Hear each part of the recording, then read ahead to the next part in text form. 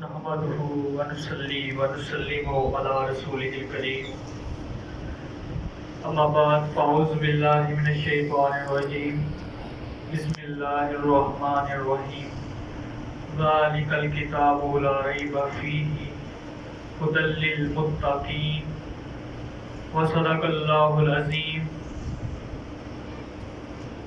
صلو علی الحبیب الصلاۃ والسلام علیک یا سیدی یا رسول اللہ وعلی آلک واصحابک یا حبیب اللہ۔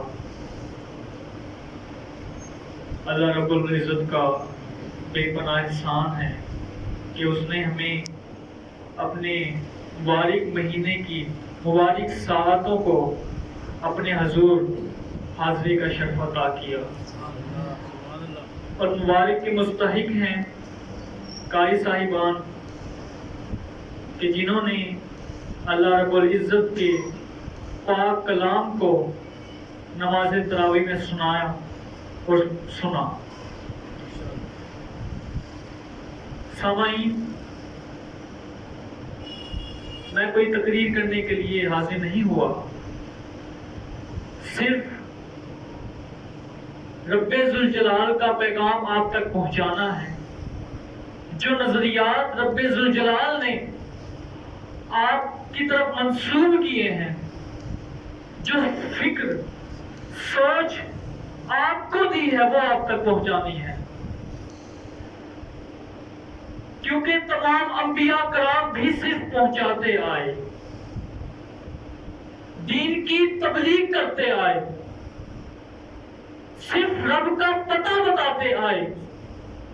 جنہوں نے ان کی تبلیغ پر لبیک کہا، ان کے پیغام کو تسلیم کیا، وہ مومن کہلائے، خواہ کسی بھی نبی کی امت میں ہو۔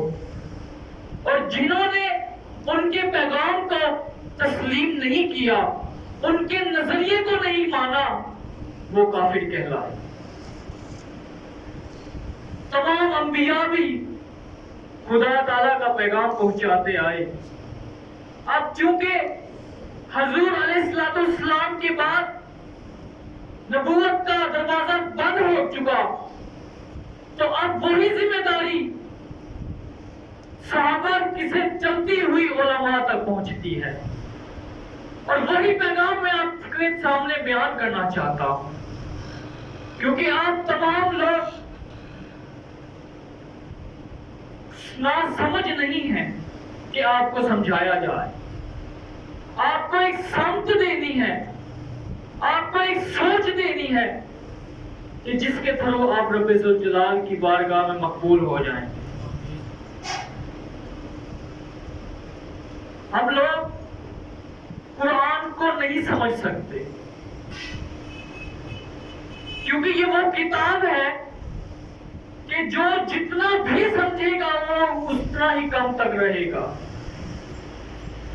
اللہ پاک نے فرمایا وَلَا رَتْبٍ وَلَا يَابِسٍ إِلَّا فِي كِتَابٍ مُبِينٍ، کہ کائنات کے جتنے بھی ادوار آتے رہیں، کائنات کے جتنے بھی پہلو بدلتے رہیں، زمانے بدلتے رہیں، صورتیں بدلتے رہیں، فرمایا قرآن نہیں بدلے گا۔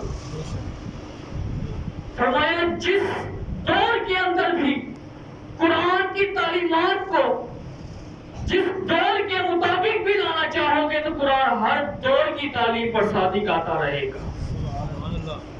کہا کہ جس کی جتنی سمجھ آئے، جتنی سمجھ ہو، وہ اتنی تفسیر بیان کرے گا، قرآن کو اتنا سمجھے گا۔ حضرت علی رضی اللہ تعالیٰ عنہ فرماتے ہیں اگر میں قرآن کی تفسیر بیان کروں تو میری تفسیر اونٹوں پر لا دی جائے، تب بھی قرآن کی تفسیر ختم نہ ہو سکے، تو ہماری کیا مجال ہوگی کوئی قرآن کو سمجھیں؟ تو اب اس میں پہلو کیا نکلتا ہے؟ کیا ہم نے قرآن کو سمجھنا ہے، بلکہ ہم نے قرآن سے اپنی زندگی کے مطابق جتنی زندگی کے مسائل ہوں گے، ہم نے قرآن سے ان مسائل کا حل اخذ کرنا ہے۔ ہمارے لیے یہ ہے، ہماری زندگی سے متعلقہ جتنے امور ہیں ہم نے قرآن سے ان کو اخذ کر کے اپنی زندگی کو بہتر بنانا ہے۔ ہر ایک شخص کی زندگی کا معیار الگ ہے، وہ اپنی زندگی کے مطابق قرآن کو سمجھنے کی کوشش کرے گا تو وہ فلاح پائے گا، اور یہی قرآن کا ایک پیغام ہے۔ یہ ایک نظریہ ہے کہ آپ نے اپنی زندگی سے متعلقہ امور کو بہتر بنانے کے لیے قرآن کی تعلیمات پر عمل کرنا ہے۔ یہ قرآن تو نازل ہو چکا، اللہ تعالیٰ نے قرآن مجید میں ارشاد فرمایا ہم بہت سے لوگوں کو اس کے ذریعے سے ہدایت دیں گے اور بہت سے لوگوں کو اس کے ذریعے سے گمراہ بھی کریں گے، کیونکہ رب ذوالجلال جانتے تھے کہ کائنات میں کچھ ایسے لوگ بھی ہوں گے جو قرآن کو صحیح طریقے سے نہیں سمجھ سکیں گے۔ سارے ذہین فطین نہیں ہوں گے، ہر ایک کے ذہن کا درجہ ایک نہیں ہوگا۔ اس کے لیے اللہ پاک نے اہتمام کیا کہ اللہ پاک نے انبیاء کرام علیہ السلام کو لیڈر بنا کر، رہنما بنا کر لوگوں کی رہنمائی کی۔ جب یہ درجہ بھی مکمل ہوا تو اللہ پاک نے ضرورت محسوس کی کہ کوئی ایسی شخصیت بھی ہو کہ یہ لوگ صرف رہنمائی نہ لیں، تعلیم نہ لیں، بلکہ ان کو عملی نمونہ پیش کیا جائے۔ جب یہ ضرورت پیش آئی عملی نمونہ کی تو اللہ پاک نے حضور کی ذات کو سامنے رکھ دیا جو قرآن کی ترجمانی کر رہی تھی۔ فرمایا کہ تم قرآن کو سمجھنا چاہتے ہو، تم نہیں سمجھ سکو گے جب تک تم حضور صلی اللہ علیہ وسلم کی زندگی کے تابع نہ ہو جاؤ، ان کی حیات کے مطابق نہ اپنی زندگی کو گزارو گے، قرآن پر عمل نہیں کر سکو گے۔ بہت سارے ایسے امور ہیں کہ جب تک حضور کی زندگی کو نہ دیکھا جائے قرآن کی بات سمجھ نہیں آتی۔ تو اللہ پاک نے فرمایا کہ اے میرے بندو، تمہاری اصلاح کا ذمہ میں نے لے لیا ہے اور اس کا بندوبست بھی کر لیا ہے۔ اب تمہارا کیا کام ہے کہ جب میں اپنے نبیوں کو بھیجوں بس تم ان کی پیروی کرتے جانا تو تم کامیاب ہوتے جاؤ گے۔ تمہارا بس یہ کام ہے ان کے ساتھ جڑے رہنا، ان کے ساتھ منسلک رہنا، وہ جو کہیں اس پر عمل کرنا، جس سے روکیں اس سے رک جاؤ۔ یہ نہیں ہے کہ جو نبی نے کیا وہی امت کرے گی، بلکہ یہ ہے کہ جو نبی نے کہا آپ پہ فرض ہے کہ آپ اس کو بجا لاؤ، جس سے رکنے کو کہا آپ رک گئے تو آپ فلاح پا جاؤ گے۔ یہ قرآن کا پیغام ہے۔ اب اگلی بات کرتا ہوں کہ اللہ پاک نے فرمایا ذالک الکتاب، یہ کوئی معمولی کتاب نہیں ہے۔ ہم لوگ اگرچہ دل میں قرآن کی محبت لیے بیٹھے ہیں، لیکن عملی طور پہ ہمارے اعمال اس طرح کے ہوتے ہیں کہ وہ حرکات اس طرح کی ہوتی ہیں کہ محسوس ہوتا ہے کہ ہم اس کو معمولی سمجھ رہے ہیں۔ ہمارے اعمال بتا رہے ہوتے ہیں کہ ہم قرآن کو معمولی سمجھ رہے ہیں۔ تو فرمایا، پہلے فرما دیا، فرمایا یہ کوئی عام کتاب نہیں ہے، یہ وہ ذیشان کتاب ہے کہ جس کا تم اندازہ نہیں لگا سکتے۔ ذالک الکتاب، یہ وہ ذیشان کتاب ہے جو پہلے بیت العزت میں تھی، پھر وہاں سے لوح محفوظ پر اتاری گئی، پھر وہیں سے 23 سال کے عرصے کے اندر حضور علیہ السلام تک پہنچائی گئی، پھر وہاں سے منتقل ہوتی ہوئی آج ہمارے درمیان موجود ہے، اور اس میں رد و بدل بھی نہیں ہو سکتا کیونکہ رب نے اس کی حفاظت کا ذمہ لے لیا ہے۔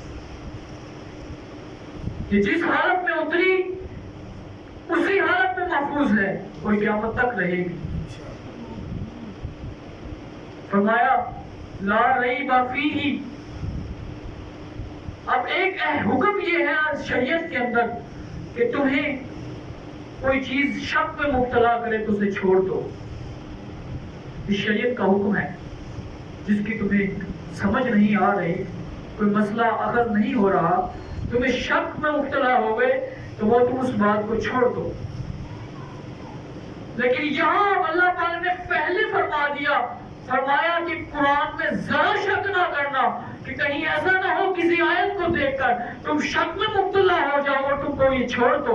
کہا نہیں، پہلے تصدیق کر رہا ہوں کہ اس میں کوئی شک نہیں ہے. اس میں متقین کے لیے ہدایت بھی ہے. سب سے زیادہ ضروری تو یہی ہے کہ ہدایت کو سمجھا جائے. آپ جتنے حضرات موجود ہیں علم رکھتے ہیں، آپ کو معلومات ہے، بہت سی معلومات ہے. ساری زندگی علماء سے سنتے بھی رہے، پڑھتے بھی رہے، دیکھتے بھی رہے، تجربات بھی کیے، مشاہدات بھی کیے، لیکن یہ آپ کے پاس معلومات تو ہوئی لیکن ہدایت کا ذریعہ نہیں بنی. ہدایت کا ذریعہ تب بنے گی جب آپ اللہ کی طرف رجوع کرو گے ان کے ذریعے سے. جب ان کا فائدہ آپ کو ہوگا تب آپ کے لیے ہدایت کا ذریعہ بنے. تو فرمایا کہ ہدایت ہے اس قرآن کے اندر جن کے اندر خدا کا خوف ہے، جو تقوی رکھتے ہیں، جن کے اندر تھوڑی سی طلب ہے اس سے ملنے کی، جن کے اندر تھوڑی سی توقع ہے کہ اللہ قیامت کے بعد دن ہم سب کو جمع کرے گا، جنہیں اس بات کا یقین ہو، جو ایمان ہے کہ ہمارا رب ہے، ہم نے اس کی طرف لوٹ کر جانا ہے. تو فرمایا کہ ان کے لیے ہدایت ہوگی کیونکہ وہ تقوی رکھتے ہیں، کیونکہ ان کے لیے اندر ایک طرف ہے، انہیں امید ہے کہ رب ذوالجلال کی بارگاہ میں حاضر ہونا ہے. جنہیں یقین ہوگا وہی قرآن سے ہدایت لے سکیں گے. تو اب یہ بتا دیا کہ قرآن کوئی عام کتاب بھی نہیں. یہ بھی پتہ چل گیا کہ قرآن اتارنے والی ذات کوئی عام نہیں، جس پر اتری وہ بھی کوئی عام نہیں. تو یہ کیسے ہو سکتا ہے کہ جو قرآن پڑھ رہا ہے وہ قاری صاحبان یا وہ حفاظ کوئی عام درجہ رکھتے ہوں؟ یہ صرف ایک سوچ کو سمت دینے والی بات ہے. اگر آپ اس کو مثبت پہلو کے اندر دیکھیں گے تو یقیناً کامیابی کی طرف جانا شروع ہوں گے. آپ صرف یہ سمجھ رہے ہیں کہ یہ ایک حافظ ہے یا قاری قرآن ہے، ہم ایک وقت آئے گا، خاص وقت ہوگا، اس کے پیچھے نماز پڑھیں گے، نماز ہو جائے گی، اس کے علاوہ اس کا کوئی کام نہیں ہے. تو جس کی سوچ کا عالم یہ ہو، جس شخص کی سوچ کا یہ عالم ہو، تو اس کے نسل سے بڑے لوگ کیسے نکل سکیں گے؟ جس کی سوچ کا یہ عالم ہے کہ وہ رب ذوالجلال کے کلام کو پڑھنے والے کو عزت نہیں دے رہا، اس کو ایک عام شخص کی معنی سمجھ رہا ہے، تو یہ کیسے ممکن ہے کہ اس کی نسل سے اللہ پاک دین کا کام لے لے؟ اللہ پاک اسے ہدایت کی طرف گامزن کرے. جس نے اپنے آپ کو اس قابل بنایا ہی نہیں کہ وہ رب کی طرف رجوع کر سکے، تو رب ذوالجلال نے اسے ہدایت کا وسیلہ کہاں سے دینا ہے؟ اس نے اسباب ہی پیدا نہیں کیے. جب اس نے اسباب ہی پیدا نہیں کیے تو غالباً وہ رب ذوالجلال کی ہدایت سے محروم ہوگا. اللہ پاک نے بھی ارشاد فرمایا ہے، قرآن پاک میں ہے کہ اللہ ان لوگوں کی مدد کرتا ہے جو اپنی مدد آپ کرتے ہیں. جو لوگ کسی منزل تک پہنچنے کا وسیلہ رکھتے ہوں پھر بھی نہ پہنچنے کے اسباب پیدا کریں، تو یہی وہی بات ہے کہ قرآن ہمیں ہمارے دل میں محبت تو ہے لیکن ہم اس کو معمولی سمجھ رہے ہیں.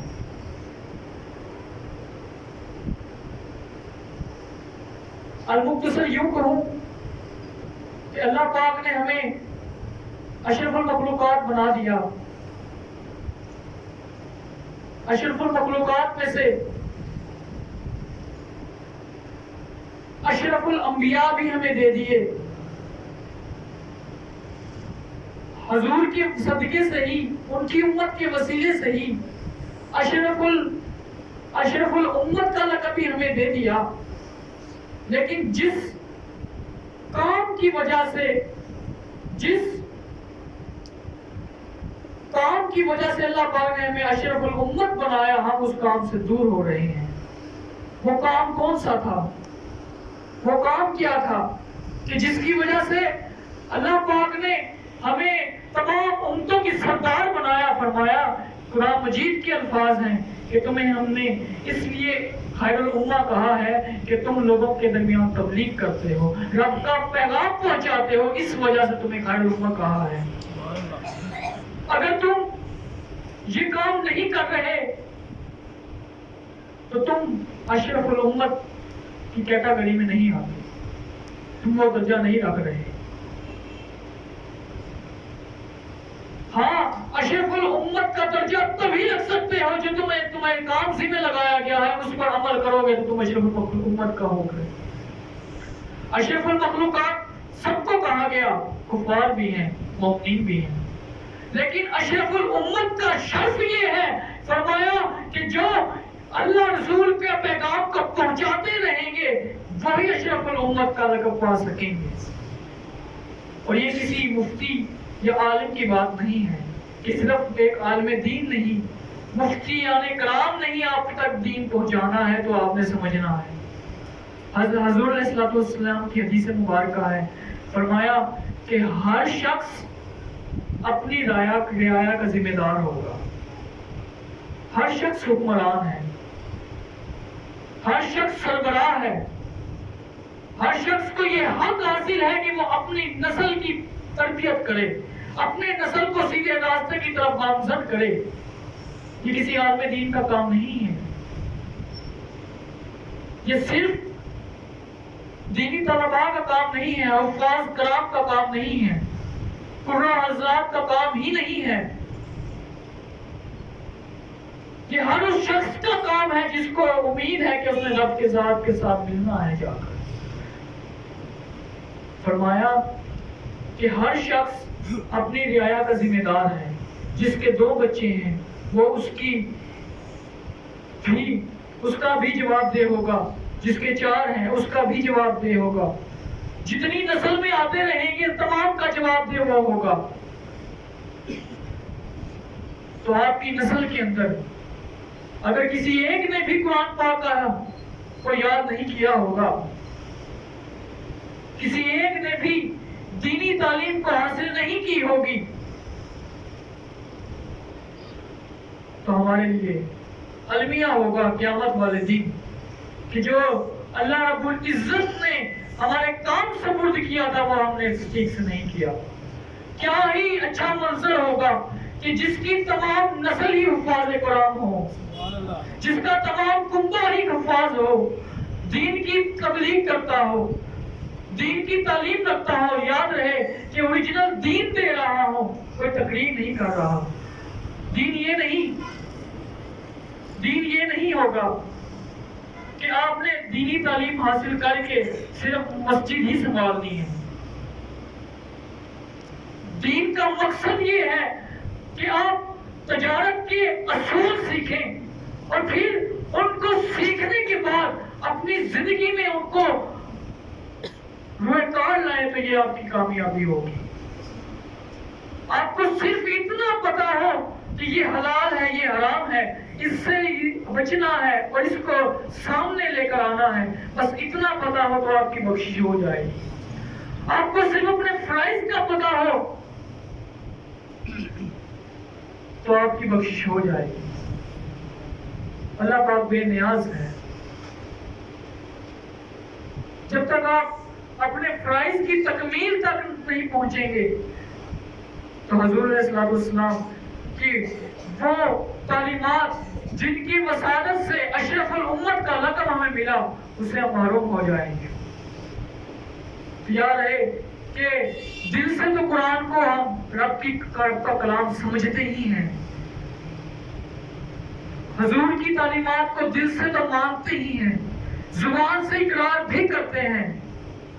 ہدایت تب بنے گی ہمارے لیے جب اس کو عملی جامہ پہنایا جائے گا, جب اس کو اپنی سوچ کے مطابق, اب جدید تقاضوں کے مطابق اس کو روئے کار لائیں گے تب وہ ہمارے لیے ہدایت کا ذریعہ بنے گا. یہ ایسا نہیں ہے کہ یہ 1400 سال پرانا ہی طریقہ کار چلا آ رہا ہے, ایسا نہیں ہے.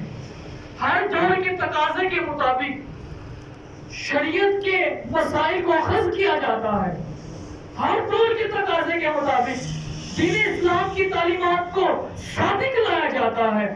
تو پھر یہ کیسے کوئی کہہ سکتا ہے کہ یہ 1400 سال پرانا ہی سارا نظام چلا آ رہا ہے؟ کوئی کیسے کہہ سکتا ہے؟ اگرچہ یہ دین ابراہیمی دین ہے, حضرت ابراہیم علیہ السلام سے ہی چلا آ رہا ہے, لیکن تعلیمات وہی ہے, لیکن انہی تعلیمات کو جدید تقاضے کی صورت میں منتقل کیا جا رہا ہے تاکہ آپ لوگوں کو مشکل کا سامنا پیش کرنا نہ آئے, تاکہ آپ دین سے منحرف نہ ہو, تاکہ دین سے متنفر نہ ہو. اسی تعلیمات کو آپ تک اچھے انداز میں ٹرانسفر کیا جا رہا ہے. اگر ان تمام سہولیات کے باوجود بھی آپ کی نسل میں کوئی حافظ نہیں, کوئی قاری نہیں, کوئی عالم نہیں, تو آپ کی آنے والی نسل کے لیے ایک المیہ ہوگا. ہو سکتا ہے یہ کسی تباہی کے دہانے پر آ کھڑی ہو, اور اس کا سوال ہر آپ تمام سے کیا جائے گا کہ دنیا میں تمہیں بھیجا گیا, تمہیں اولاد بھی دی تمہیں اولاد, تو کیا تم نے میرے بتائے ہوئے طریقے کے مطابق اپنی اولاد کو چلایا؟ کیا تم نے اپنی سوچ کو, اپنے ذہن کو خدا کی طرف راغب کیا؟ اگر نہیں کیا تو المیہ ہے. دعا ہے اللہ پاک سے, اگر آپ ہر شخص بھی, ہر ایک بھی ایک سوچ بنا لیں کہ اگر آپ کے تمام قبیلے, تمام کنبے کے اندر, تمام نسل میں حفاظ ہو, اگرچہ حافظ قرآن بزنس مین بھی ہو, اگرچہ آپ اسے FSC بھی کرائیں, آپ انجینئر بھی بنائیں, ڈاکٹر بھی بنائیں, کوئی ممانعت نہیں ہے, لیکن بشرط یہ کہ وہ قرآن یاد بھی رکھا ہو, قرآن کو قرآن کو پڑھتا بھی ہو, قرآن اسے یاد بھی ہو, تو پھر آپ کی کامیابی ہے. یہی ہدایت ہے, یہی فلاح ہے, یہی قرآن کا پیغام ہے, یہی رب ذوالجلال کا پیغام بھی ہے. یہ کوئی ممانعت نہیں ہے کہ آپ نے دین پڑھ کے حافظ بن کر صرف آپ نے مساجد ہی سنبھالنی ہے, ہر کام کر سکتے ہو, دین نے کوئی منع نہیں کیا. اگر آپ اس کو مثبت پہلو میں لے کے جاؤ گے تو آپ کے لیے راہیں کھول دی جائیں گی. اگر اس کو آپ محدود رکھو گے تو پھر آپ تباہی کے دہانے پر جا سکتے ہیں. اللہ پاک سے دعا ہے ہماری اس حاضری کو قبول فرمائے اور ہمیں ایک اچھی سوچ رکھنے والا انسان بنائے, ہمیں اچھا ذہن رکھنے والا انسان بنائے, ہمیں اللہ پاک اعلیٰ ظرف عطا فرمائے. اللہ پاک سے دعا ہے ہماری حاضری کو قبول منظور فرمائے. اور اللہ ہم شکریہ ادا کرتے ہیں کہ جتنے بھی قاری صاحبان نے قرآن پاک کی تلاوت نماز تراویح میں کی, اور ویسے جنہوں نے رمضان مبارک میں قرآن پاک کی تلاوت کی, روزے رکھے, اللہ پاک ان کے حاضری کو قبول منظور فرمائے. وما علینا.